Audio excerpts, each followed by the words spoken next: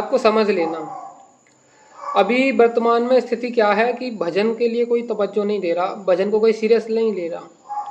इंसान को अपने करियर की चिंता है, बाल बच्चों की चिंता है, शादी की चिंता है, नौकरी की चिंता है, खाने पीने की चिंता है, सोने की चिंता है, यहाँ तक कि मोबाइल चलाने की चिंता है, परंतु भजन की चिंता नहीं है, जो कि तुम्हारा सच्चा काम है। मनुष्य जन्म मिला इसीलिए मिला क्योंकि इस बार जो अवसर मिला है, यानी मनुष्य जन्म जो मिला है, ये जीते जी मालिक को पाके अपने निज घर पहुंच जाएं, नहीं तो फिर जीवन व्यर्थ चला जाएगा, फिर मनुष्य जन्म आसानी से मिलने वाला नहीं है।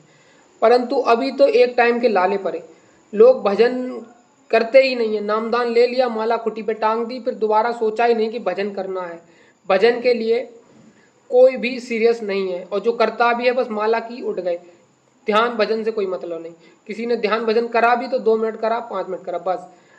यहाँ तक कि लोग कुछ तो ऐसे हैं बस केवल माला करके उठ जाते हैं, और कुछ लोग कहते हैं कि हम तीनों करते हैं और सही करते हैं, तो वो दोनों टाइम नहीं करते। क्योंकि एक टाइम करा, हाँ ठीक है, गुरु महाराज ने कहा है तो ड्यूटी निभा दी, एक टाइम भजन किया, हो गया काम।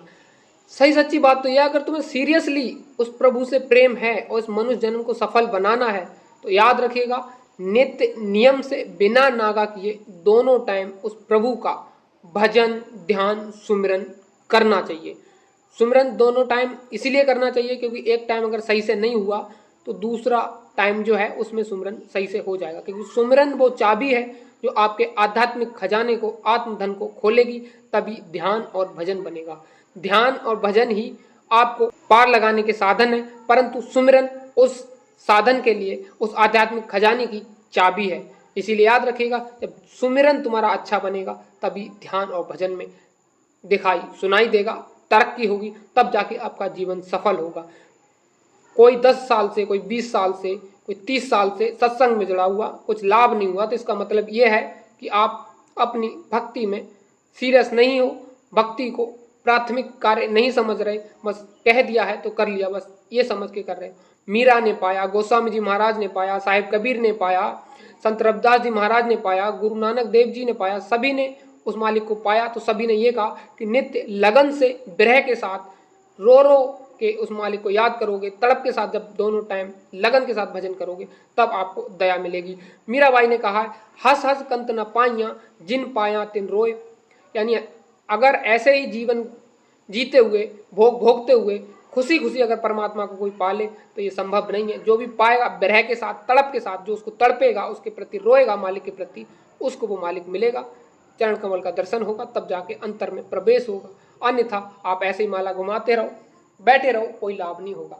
याद रखिएगा, बहुत ज़्यादा जरूरी है कि आप भजन को अब सीरियस ले लो। अब उतना समय नहीं बचा, जितना समय निकल गया वो निकल गया, वापस नहीं आना। लेकिन याद रखिएगा, अब जो जीवन बचा है उसको कमाई में लगा दो। यही गुजारिश है, आपके भले की बात है, मेरे भले की नहीं। मालिक ने कहा कि जितना भजन करोगे उतना आपको लाभ होगा, अगर नहीं करोगे तो फिर तुम जानो, तुम्हारा काम जानो।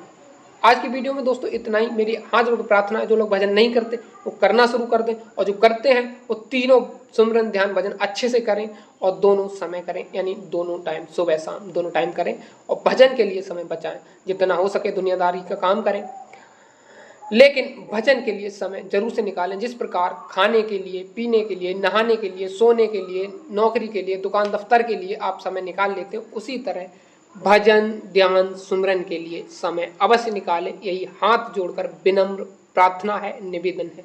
याद रखिए, सादर जय गुरुदेव। आप हमसे जुड़ना चाहते हैं तो चैनल को सब्सक्राइब कर लेना, और फेसबुक पे देख रहे हैं तो पेज को फॉलो कर लेना। सादर जय गुरुदेव।